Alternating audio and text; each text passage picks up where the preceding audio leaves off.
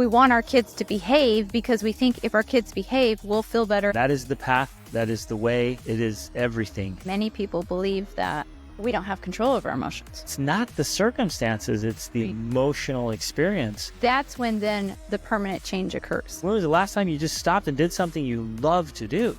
Ladies and gentlemen, welcome to the Extraordinary Family Life Podcast. We're your hosts, Greg and Rachel Denning. Hey, we're going to talk about something that All parents, all humans deal with. Man, it is the human experience. It has such a significant impact on every aspect of our lives. I would say the quality and final outcome of our lives. Yet it's very rarely talked about, addressed, brought into the picture as a factor. Mm-hmm. And yet it is ultimately the factor. Well, it's so powerful. It is ultimately the determining factor with the quality of your life experience, right? I mean, you love to talk about that in coaching, that if we can change and improve our emotional state, that changes our life. Like that changes the way you experience life. That changes your parenting, that changes your marriage. So it's a factor that's huge, but it's not often talked about because, as we'll discuss today, many people believe that we don't have control over our emotions, that they're just something that happened to us. Right. Dictated by circumstances or other people, Exactly. whatever. So we try to control our circumstances because that's what we think we have power over. So let's talk about, specifically in parenting. Well, let me just use a quick example. In parenting, we want our kids to behave because we think if our kids behave, we'll feel better and then we'll have a better experience as a parent. And so that's what we focus on and put all of our energy in. But a major part of this is that when we change our own emotions and in fact our own interpretations about our children fighting, that's what begins to change the circumstances. So then the circumstances change because we change our emotions, not the other way around. Exactly. I was thinking the exact same thing where it's the reverse. If we want to really influence our circumstances, we start by changing our inner thermostat. Right. And what's happening inside. Which often starts with our inner dialogue. Absolutely. The dialogue that we're not even aware is happening because it's become so automatic. Yep. In fact, I did a full training on this yesterday about how the conversations we're having with ourselves in our head, the thoughts we're having, the beliefs we are operating on, and then the meaning that we attach to things, those are all the dictating factors on what we feel and what we experience. What I was going to say is that life is an emotional experience.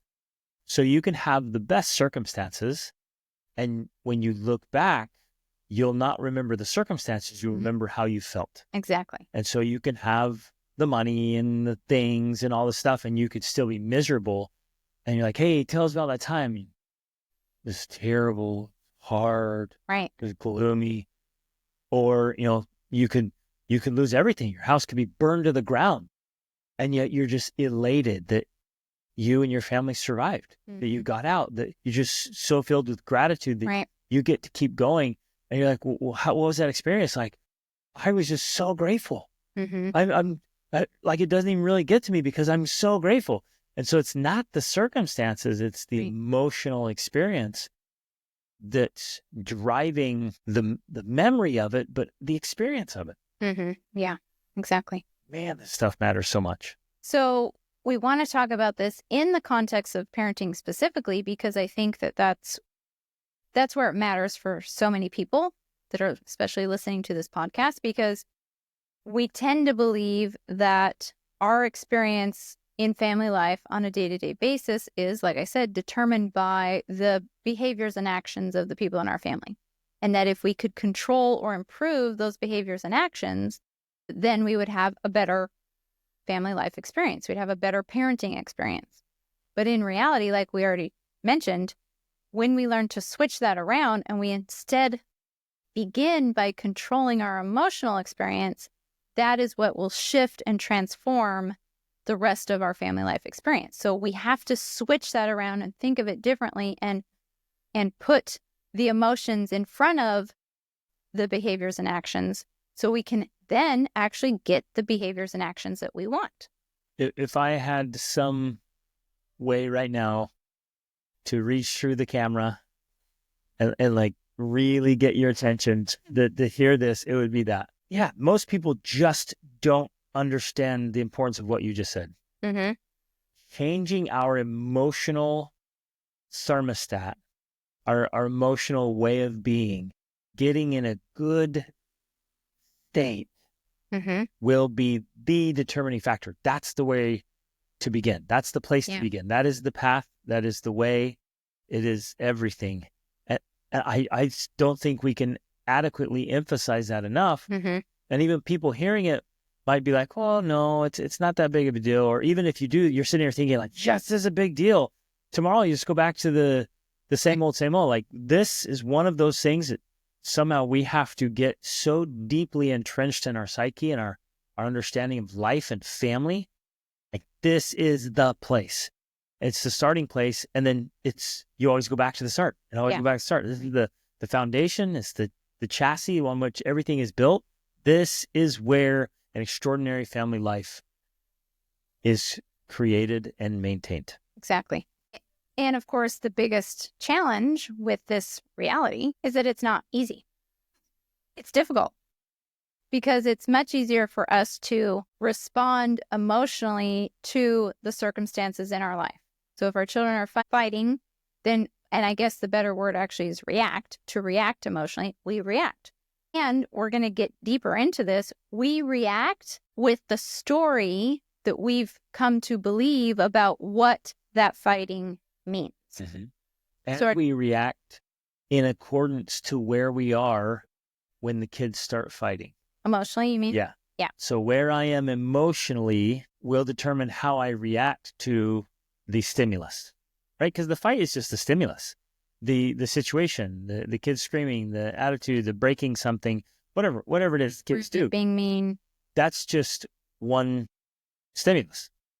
Where I am emotionally on a scale determines how I react to that. And you might be sitting there thinking, no, it doesn't. Well, my kids do that. I promise, if you are in a fantastic emotional state, you feel amazing, you're going to respond differently to the stimulus.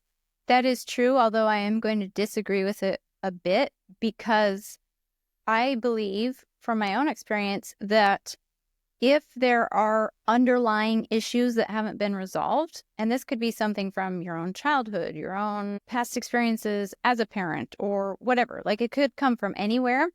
Even if you are in a good emotional state, if you've worked hard to get yourself at that state, if you have some sort of story or belief that's connected to the behavior and it acts as a trigger, you go there immediately. You can immediately revert back to that. It's essentially memorized emotion. Well, I was going to say emotional programming, we could call it. Right. I like to use memorized emotion because I got that from Joe Dispenza. He talks about how we can literally memorize emotions where our body is like, oh, this means that. And you immediately go to that feeling because you've associated this certain action or behavior with that feeling. So, and it's so intense and so memorized. Yeah. It's just like visual. It's just like it's riding a bike or something or driving. You've done it so many times that every time that happens, you just go back to that memorized emotion. Yeah. And so even if you worked hard to get in a positive emotional state, you can immediately go back to that memorized emotion until you process it and fully release it. Right. That's when then the permanent change occurs. Because then you no longer go back to that memorized emotion. You can get yourself into higher states, and then you can stay there even when the thing happens that previously triggered you. So it means obvious there's lots of layers here. Yes, there are. There's layers from our past, the emotions memorized, the emotional programming, the emotional stacking, where things just stack on top of each other. Like, oh, this happened, and it was annoying, and then that happened, and it's related. It's like so you stack and stack. So until you explode or implode. And you still keep your stack. It's not like your stack goes away. Right. So the littlest thing sets you off, and a couple days later, right back on that same stack, it sets you off again. And so you feel like you have this huge pile of emotions, and one little thing is enough to send you imploding or exploding. Mm-hmm. And then the other layers are just how we feel physically. Yeah. I know for me, I had a couple of rough nights of sleep last week, and I was just paying attention how much more difficult it is to think positively and stay in a good positive state when you're physically exhausted. Yeah. But unless you have a lot of self-awareness, you know what you're working on, that may not be, You don't know. Right. obvious. You might not be sitting there thinking, man, that was a rough night of sleep, and I can tell that it's affecting me mentally. You might not notice that. Right. You just think, gosh, the sky is falling. These kids they're just terrible, and can't believe I ever wanted to be a parent. And then it gets really negative and dark really quickly. Right. But so often it's sleep or food. We've talked about that so much, but sleep or food are major factors for how you feel emotionally. Which obviously is very tough because I remember the time when I didn't sleep a lot because I had babies, I had young children, I was pregnant. I mean, I went, 20 years without sleeping or something, probably not that long, but I went a long time without good quality sleep. And that's why it's even more important, I think, for young moms to be aware of that, of how much it is impacting them, and that they prioritize more the cliche self-care. But it's a real thing. Like when you prioritize that, when you decide to take a nap when the baby takes a nap, like it's not just for your benefit, it's for the baby's benefit, it's for the rest of the kids' benefit, so that you can be in a better state to be able to be more emotionally in control. Emotionally empowered. It's worth emphasizing that each of us, it sounds really selfish. And I guess it can be selfish. It could be manipulated and used excessively. It could be used as an alibi or an excuse to be very selfish. But if it's done with pure intent and awareness. Yeah, real good awareness and great motives. If my motives are pure, then it's not selfish to say. And what I was going to say is make sure you're doing things for you that make you feel really good. And that's not like, oh, I like sitting here, eating cookies and scrolling forever on social media. That makes me feel good. We're not talking about that.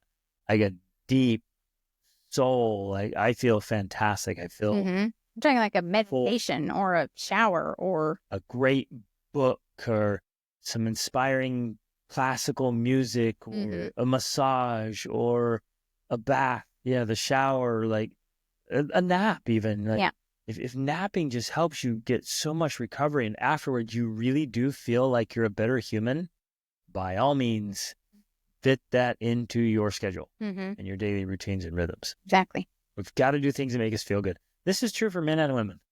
You and I, we work with high achievers. We work with people who are go-getters, and they've got so much going on.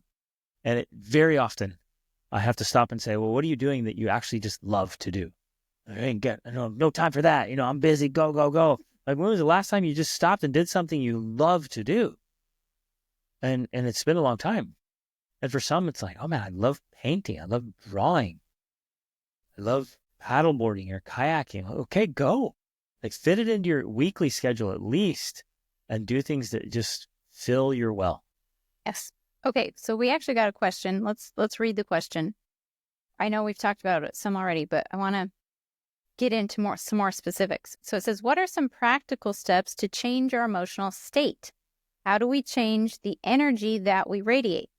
You guys emphasize that it's a choice we can choose, but why does that feel so difficult and strange? I mean, how do you do it so that it is genuine and not a mask? One thing you mentioned is practicing being grateful. I guess another is starting to notice our thoughts and somehow changing them. And exercising will also help. So a fantastic question. Let's start. Can I start with the radiating piece? That's so insightful that just the questioner is noticing, like, hey, this radiates. It's not just me, and we have to know that. We have to remember that. Yeah. What you're feeling emotionally is not isolated. Like the great poet said, no man is an island. It is not like you're just experiencing that and nobody else senses it. It radiates. And especially in a home and family, it's radiating. Right. Children practice and live by imitation without regulation. So if I'm edgy, my kids can be explosive. Right. If I'm angry, they might be furious. Mm-hmm. If I'm blah and maybe just kind of discontented, the kids might be depressed. If I am constantly annoyed, they are going to be at each other's throat. Mm-hmm. And so it's like kids are this mirror, and they practice mirroring. Mm-hmm. So they are, and it's incredible to me still to this day how much they can pick up on things like that, even way more than many adults do. But they're great at that. And so they're observing, they're watching, and their way of processing that in a way is acting it out in the world. Mm-hmm. But as you were saying, they do it without the ability to regulate because, their prefrontal cortex is not fully developed. In fact, it's not fully developed until they're like 24. And so they imitate what they're seeing, but they magnify it. And I would say they take their own little interpretation of it. Yeah. Like, oh, okay, that's this. Well, what it means for me is this. Right. And so as we talk about this energy that we radiate, which is absolutely 100% true, that our children are picking up on as we go through our day, especially if we're dealing with circumstances where we're like, the kids are fighting and I'm so tired of it. We have to focus on the feeling that we are feeling because that is directly contributing to them fighting. If we are radiating irritation, annoyance, frustration, they're picking up on that and then they're passing that on to their sibling, right? And that's what's contributing to the fighting. So that is one very important element of this. And it's worth asking yourself and honestly evaluating, what is your predominant emotion? What is it you feel like you're feeling most of the time? That, I think, would be a really big indicator to family dynamics and family culture. Mm-hmm. But the other very important piece of this is, just like she says in this question, why does it feel difficult and strange? And how do we do it so it's genuine and not a mask? That's another piece, because you can't just be, and we've heard people say this, and you've asked your coaching clients, you'll ask them that very question. What's your predominant emotion? And they're like, well, I try to stay calm. Well, trying to stay calm is not the same as feeling peaceful. Right. Exactly. Like they're not the same thing. So even this idea of like, I'm trying to control my emotions, that's not what we're talking about. In that sense, it's almost trying to mask them. Right. That's closer to masking. Right. So if you're trying to stay calm or you're trying to be peaceful, that is the very opposite of what we're talking about. You can't try to do those things. You either feel peace or you don't. You either feel calm or you don't. But if you try to feel calm, you're essentially feeling some other emotion that you're covering up with a sense of calmness. I think that's not real. So important, Rach. Because if I'm angry at something my kids are doing, and it really bothers me, but I'm like, I'm going to be stoic and control. I'm going to control this anger. Boys, we need, and I think the only person I'm kidding is myself. Right? And it's way better than going in there and exploding and insulting and name calling and blowing a gasket. That's way better. Like, at least I'm modeling controlled behavior. Right. But if we're striving for an ideal here, which I think we should, then the core is still there. Yeah. Well, and I think while you were talking about this, it gave me an insight into how we parent, one of which is, and I choose to use the words, we're emotionally authentic. If you and I feel angry or irritated or frustrated by our kids, we don't hide that. In fact, we'll often just tell them. We'll be like, what you're doing is making me feel annoyed. Like, don't do that.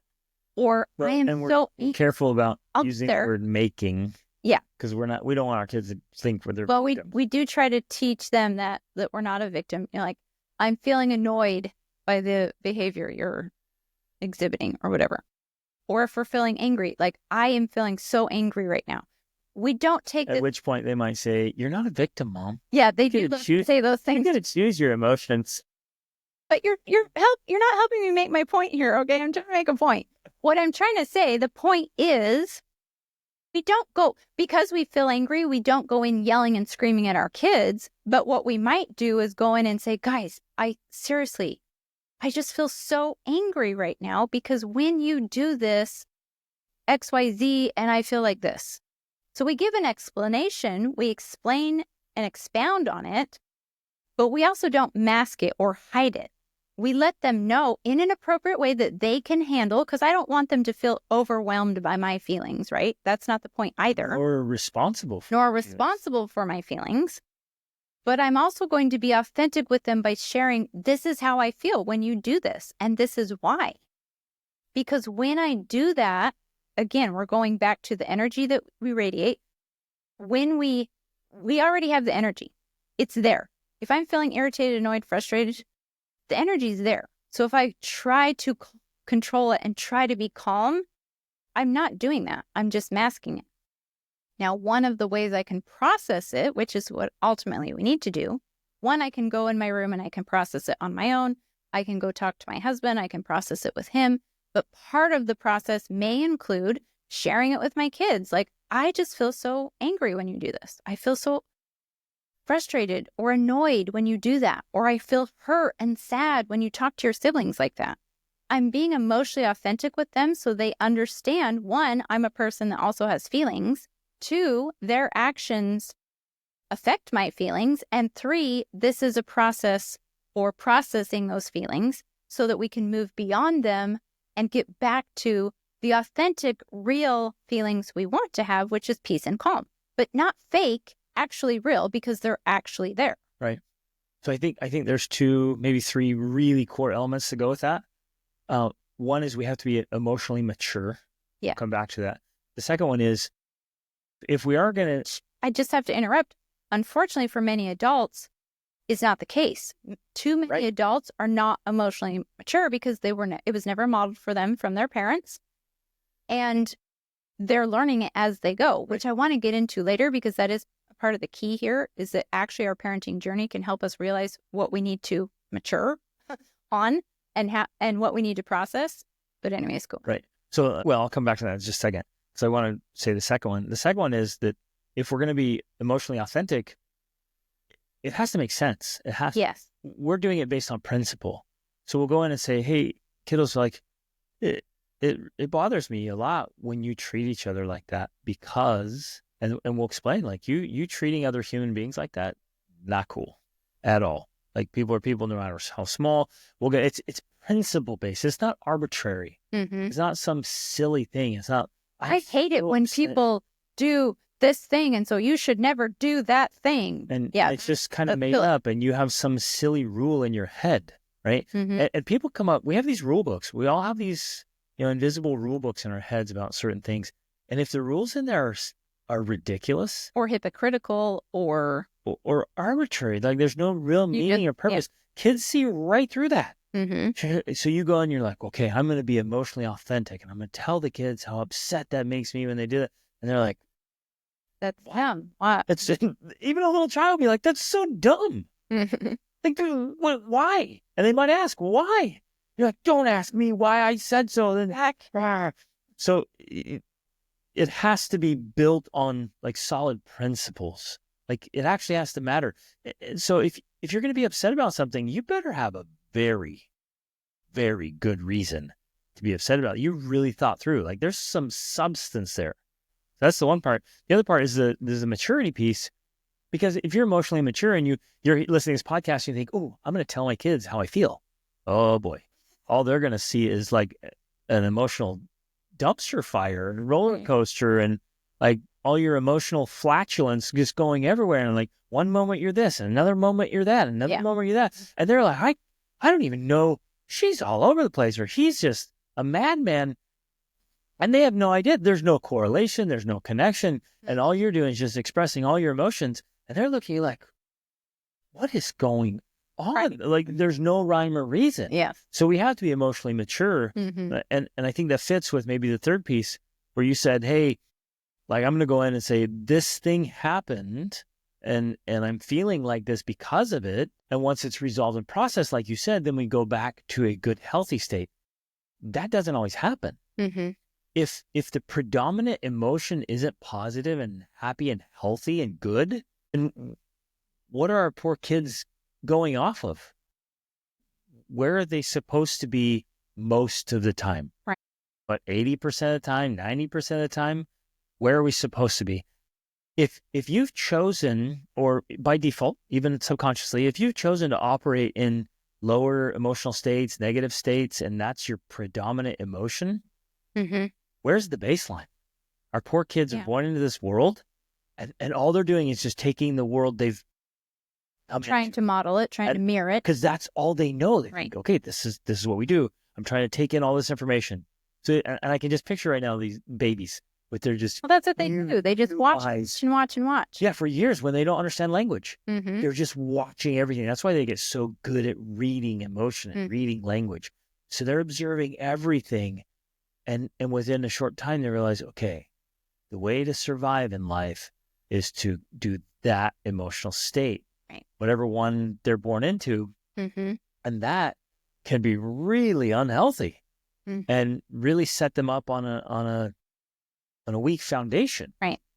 Well, just a kind of side tangent, I've been reading Power versus Force by Dr. David Hawkins, and he has a whole scale for energy levels. And in fact, we looked at it in our coaching session a few weeks ago, the map of consciousness. And he also says in that, because he rates every emotion with an energy level, right? And essentially the teachings of Jesus, the teachings of Buddha, some of the teachings of Muhammad, they range from like 700 to 1,000, right? So that's on the high end. 1 is simply like existence, like you're alive, that's it. But anything below 200 is considered a negative emotion.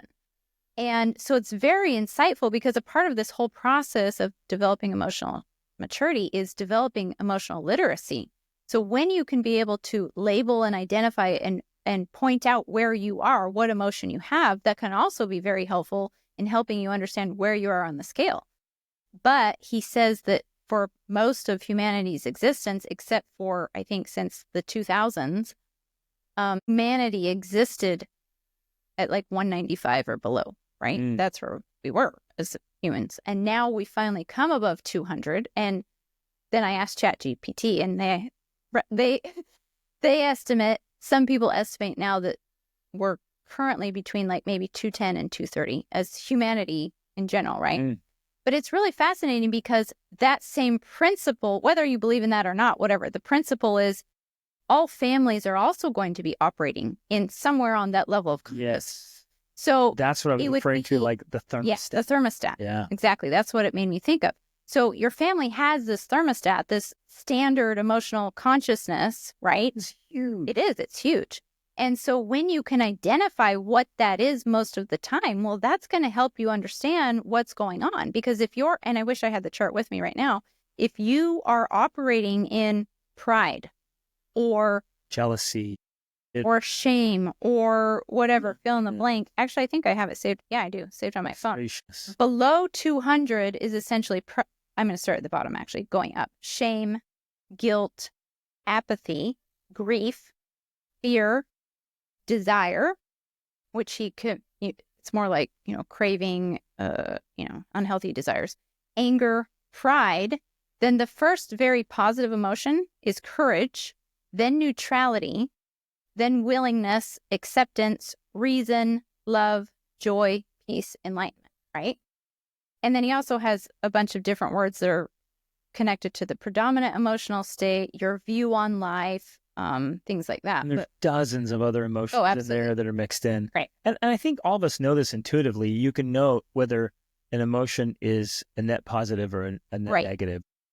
Because every thought has energy and every emotion has energy. Yeah. So if you're just really angry, that has an energy. If you're just really in love, that has a different energy. Yeah. Everyone gets that.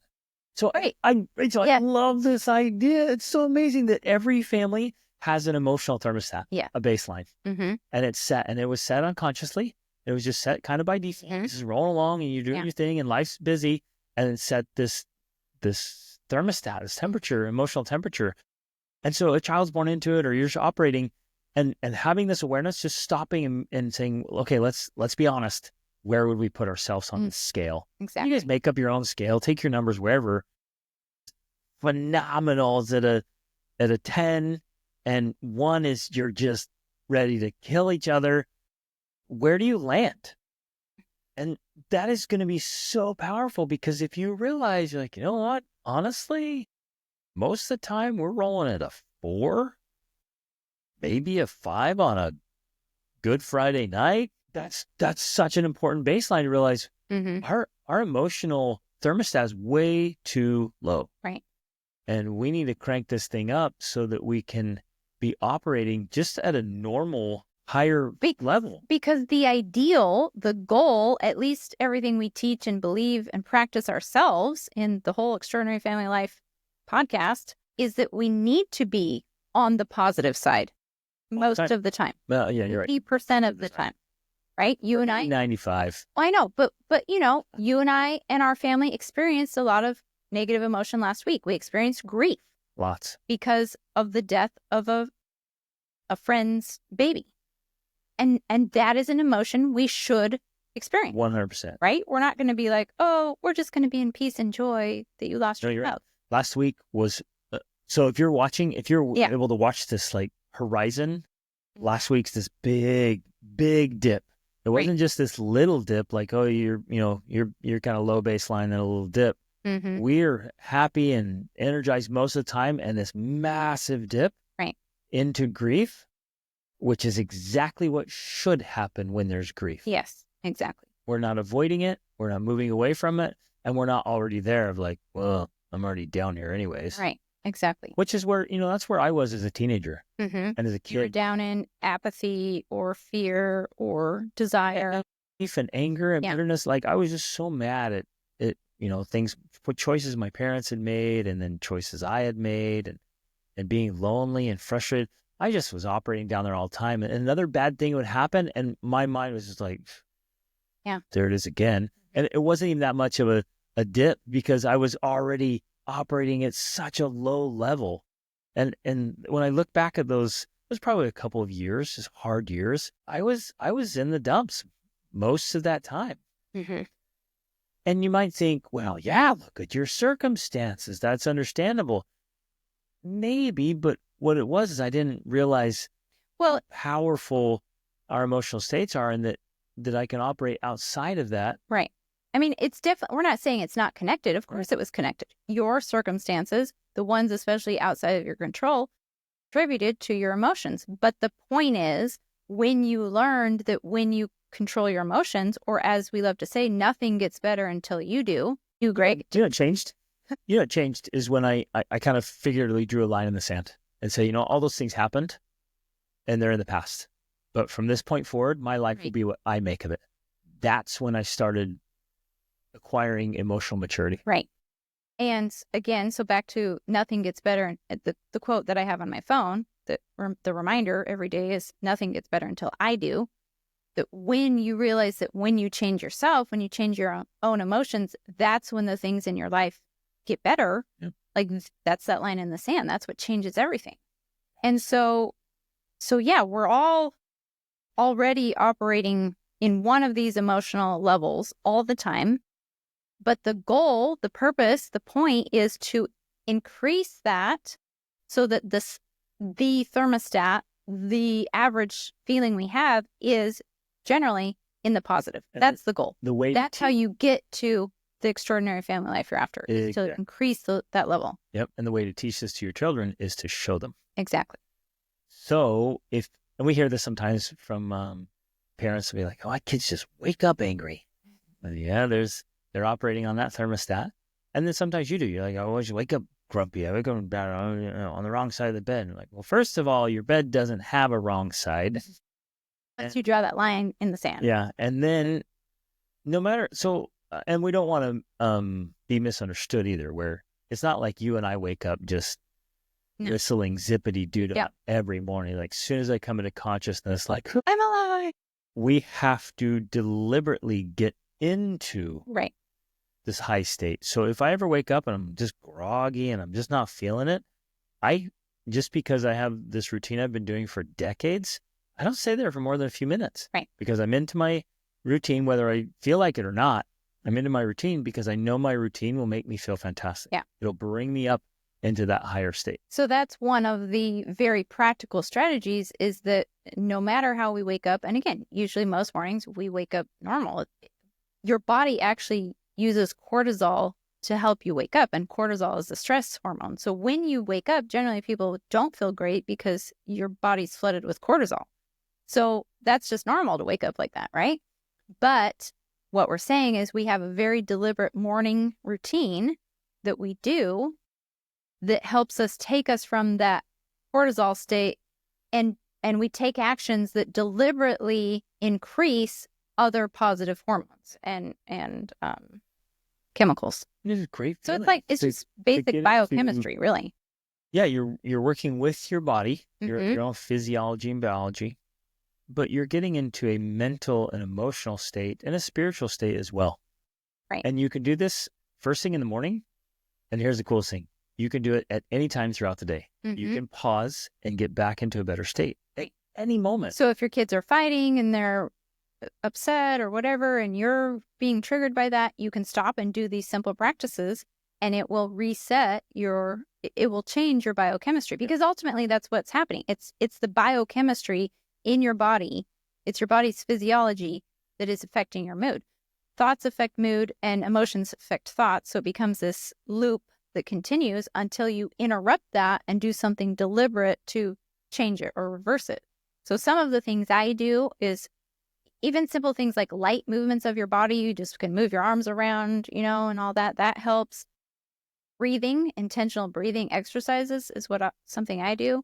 I do too. Where I'll do the Wim Hof breathing, or I'll just do... You can do what's called box breathing, where you breathe in for, say 4 seconds, you hold it for 4 seconds, you blow out for 4 seconds, Exactly. You hold it for 4 seconds, and you just go around in a box and do that for a couple minutes. Or Tony Robbins has a fire breathing where it's just... Yeah, and so you guys can hear this in the microphone. You can tell you're doing it if you can hear it. Like, it ought to be audible. Okay, that is the most simple one. Just stop. Like, breathing exercises really do make a difference. Yeah. 230 of those, and you start getting a little bit lightheaded and tingly, and you're like, wow. Or just jump around. And I can sense the resistance because it's real coming back, because you guys are like, oh no, it's so silly, it's so stupid. I'm not going to do that. Dumb. And what's interesting is, like, when we feel off, we don't want to do it. Exactly. Like, I'm not going to do that dumb thing. I'm not just going to jump around here like an idiot. Well, I'm like, well, why don't you stay angry then and look like a real idiot?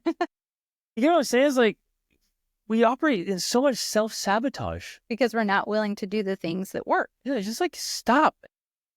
Do you like how you're feeling? Is it serving you? We do like how we're feeling. That's the problem. We're like, I don't know to be angry right now. But it's not like we like it. Well, okay. And it's not serving us. I don't think that's entirely... Follow in it. I don't think that's entirely true, because especially if you read, like, the biology of belief, we literally can get addicted to negative emotions, because our T cells, or whatever they are, they create the little receptors that are searching for the cortisol. Like, they want the cortisol. They want those stress and the drama and so memorize it, or we get addicted to it. We're addicted to it. So a lot of times, we do want to feel those negative emotions because our body's addicted to them, and that's what they're used to receiving, and that's what they want. And so it can feel very much like, no, I want to feel this. I want to feel anger. I want to feel shame. I want to feel guilt. I want to feel pride. We can get addicted to feeling that way. And that answers her question of why does it feel so strange and so foreign when I'm trying to feel better, and it's like my body is resisting. That's why. It is. And so we have to learn these new patterns and show our kids how to do the same thing, model for them, and have them do the breathing with you. Have them jump up and down, run in place, do jumping jacks, turn on a song, sit down. Whenever you notice it's off, just stop. Read from a book that changes your mindset. Do a meditation. It's kind of sad and funny to me that we will persist. No, once we finally are aware of, like, I feel like crap, we just keep going. Like, I'll just spend the rest of the day feeling like this, or the rest of the week, or the rest of the decade. Like, just stop. Right. even though we don't feel like it. And so there is this element in some ways of the whole, and I heard actually Dennis Prager talking about this the other day, this whole idea of fake it till you make it. There is a true principle behind that. Like if you want to be happier, we'll start acting more happier until it becomes normal, because you're stuck in this memorized emotion. You're stuck in this addiction to the negative emotion, and you have to retrain your body and change your biochemistry. And some of the only ways to do that is to fake it for a little while, as you know, like if you don't feel like smiling, smile. That was exactly what I was going to use. So you don't feel like smiling. It feels insincere. You're like, I don't want to smile at all. But you smile anyways. Yeah. And you sit up straight. You fix your posture. Right. And you take some deep breaths and you kind of bounce around. You don't feel like bouncing. You don't think there's anything to be excited about.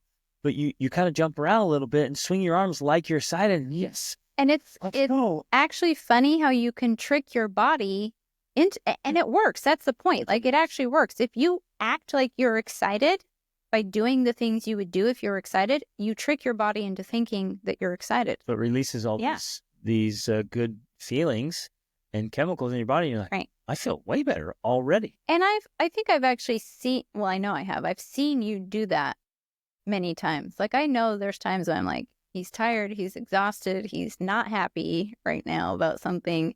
And you literally will just go into kind of fake it mode for a minute until it switches into real, like it's real, because it works. Like I've learned to do it in moments. Yeah. And I have things I say to myself. So I'm addressing it's called endophagia. It's your self-talk. So I have things I say. I go back to core beliefs that I've instilled in me. I turn to certain authors or books that just always help me get back in a better mindset. I have spiritual practices. I have emotional practices. I have physical practice. I've been so deliberate about this. So in moments, I can just totally transform my state. Mm-hmm. I'm not going to sit around and play the victim. Be grumpy for the rest of the day just because you feel grumpy. I was working on a project last week, and I just felt myself just draining. And I'm like, I need to keep working on this. Which is actually not a good strategy. Yeah, exactly. I'm going to grind, head down, keep going. And I could tell I was just fading. I'm like, what is this wrong? I'm like, okay, I'm just going to take a little break. I'll get right back to it. I was aware it was happening, but I was like, I got to keep working. And so I just stood up and I grabbed a couple bites of food. No kidding. I swallowed a couple mouthfuls and I was like, man, I feel better. I needed some food. Like what was happening is just like my blood sugar levels or whatever, just nutrients. I was just empty. I was not an empty tank. It wasn't because of physical exertion. It was because of mental exertion. It drained me. And I was sitting here at this desk and I was like, that's all it took. A couple bites. I'm back in the game. Let's go. I felt fantastic. Yeah. Totally changed the whole feeling and mood and everything. But we have to be willing to actually do the things that work if we want to do what she's asking here. If we really want to change our emotional states, which we should, after everything we've talked about, we should realize how important that is. Because when you do that as a parent, you're going to change the whole emotional state in your family. And hopefully continue to raise that thermostat so that there's positive emotions in the family most of the time. But we have to be willing to do the things that actually work. A couple other things that work for me is simple meditations, like a gratitude meditation. I have an app called Insight. They have all kinds of stuff in there. I just use their timer and I hit play. I do 6 minutes. And I got this from Tony Robbins recently. I do 3 minutes of gratitude. I just think about 3 different things I'm grateful for. So 1 minute each. Yeah. And I set up really the full focus on the thing. Like feeling grateful for that person. But it also doesn't have to be like a huge thing. Like, oh, I'm so grateful I won $1 million. Like it's a little thing. Like this morning I was thankful for you and how much you work, how hard you work and all the stuff you do. And that was one of the things. I'll be grateful for the sun. Like it's just simple things, right? And I set up my little... I'm grateful for how beautiful you are. And I try thinking of something else. You're getting distracted. Yeah, I'm so grateful how beautiful she is. Okay. So I'll do a timer at 1 minute each. And then it's 3 minutes of like a prayer or releasing or whatever, like, help me to level up, help me to be better, help me to improve myself, my life, so that I can continue to raise my own energy levels and move up this scale, because ultimately that is how you make your life more and more extraordinary. Like, as you can move up this level of consciousness, right? And regularly feel more positive emotions. Not that you never feel negative emotions, like we mentioned. Like, if we feel the grief, that's necessary. It's good. It's important. But the point is to not then stay in grief for the rest of the year, right? That would not be healthy. And share one. You said something, I do something similar, but particularly when I have a problem. Mm-hmm. And I know people listening might be like, well, how do I try to feel good when I'm facing a problem? Mm-hmm. Especially if it's an ongoing problem, it's a chronic problem, it's a very serious problem. And I found, I guess I'm just noticing when you were explaining what you do, I'll do the same thing. I kind of go in my head, and instead of dwelling on the problem, Mm-hmm. start looking for inspiration in solutions. Exactly. Like, okay, like, help me, and I'll pray, I'll meditate, I'll ask myself, I'll just think about it, like, how can I do something about this? What's one step I can take to make this better? Mm-hmm. What's one direction I can go? And so I start making my mind look for answers and solutions instead of focusing on the problem. Yeah. Because if you focus on the problem, you lay down, throw in the towel, and you just feel go all the garbage down and down and down into the negative side of the emotions. And that's not helpful, because at the very least, it is not going to help you solve the problem.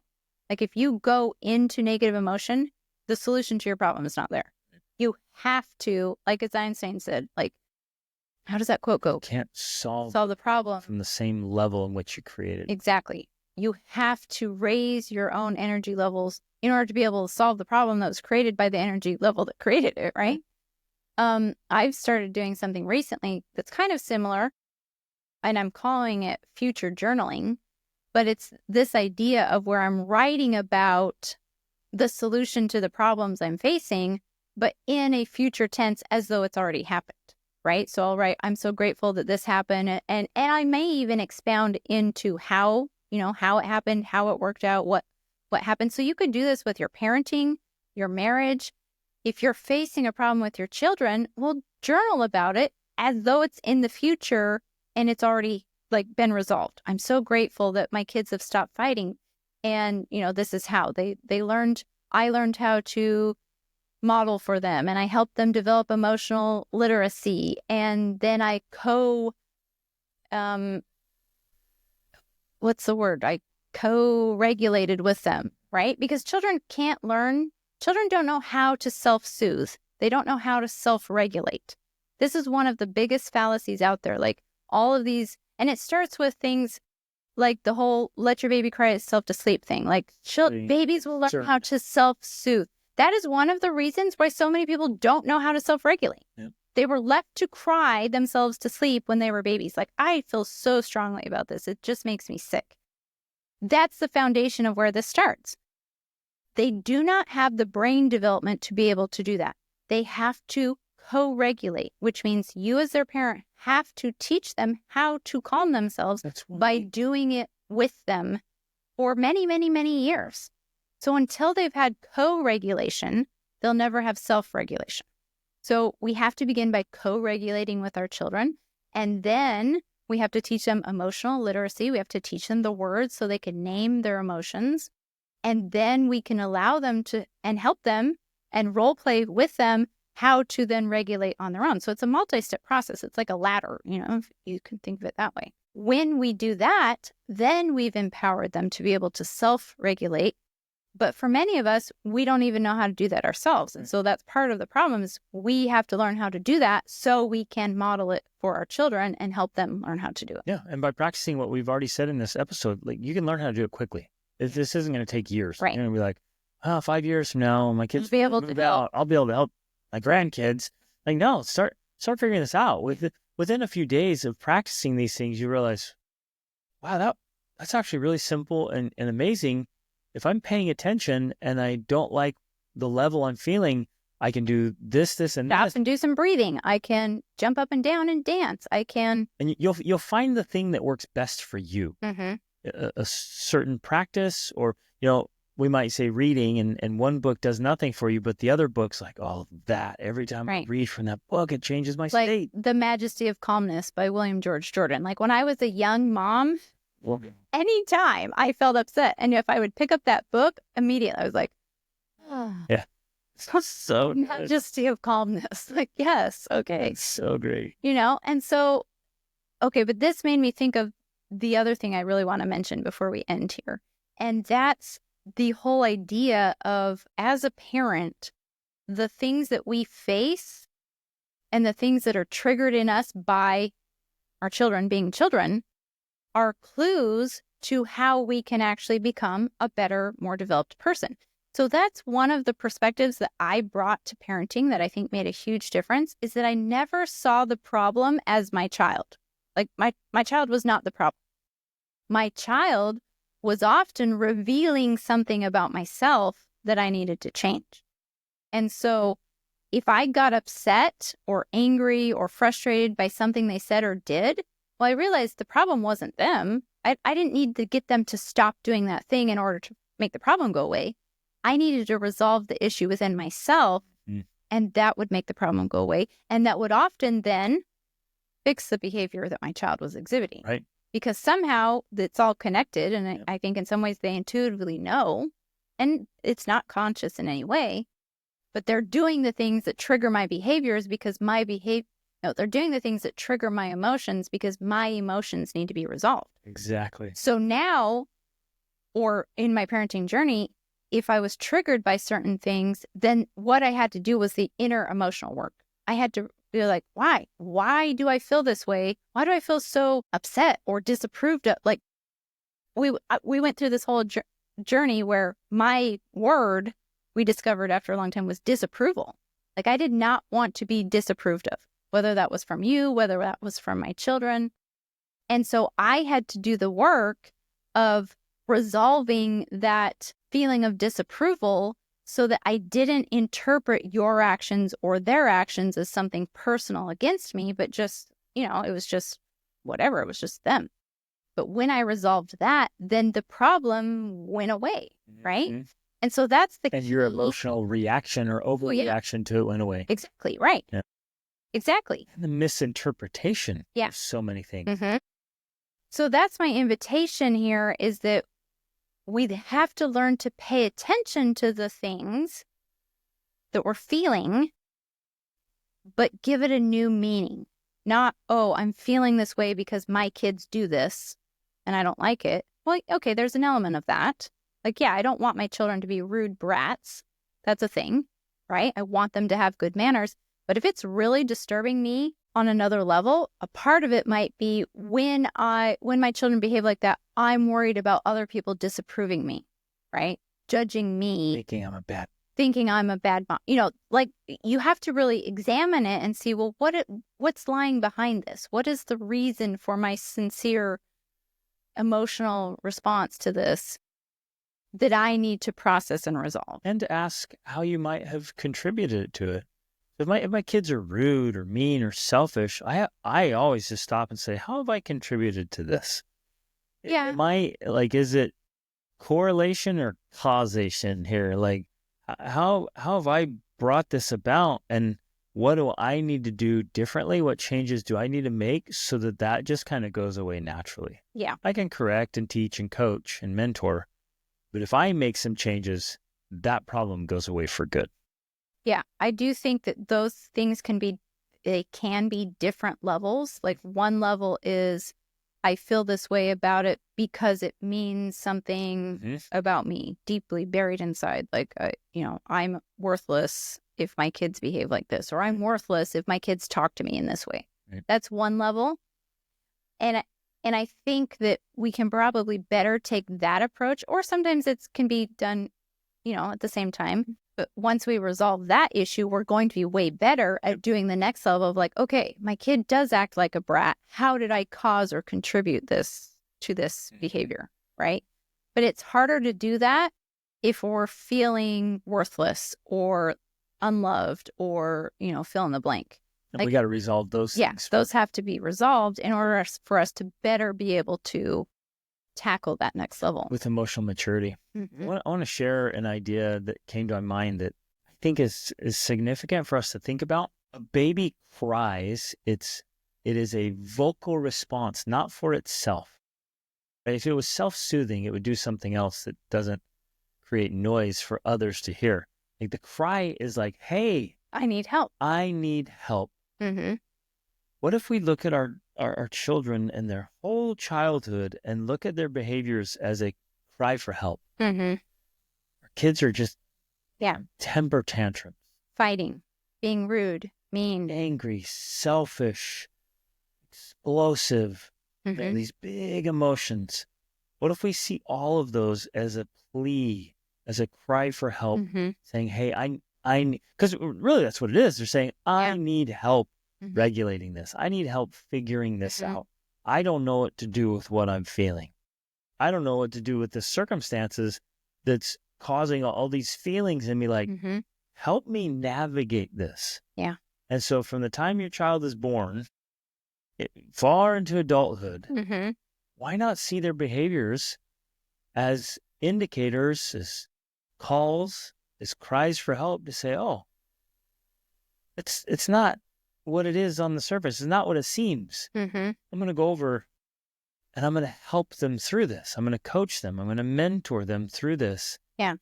And give them tools that they can use moving forward. And those things, you address them one by one, and then pretty soon there's hardly any issues. The cries and pleas for help are so diminished because... And so appropriate. Yeah. And,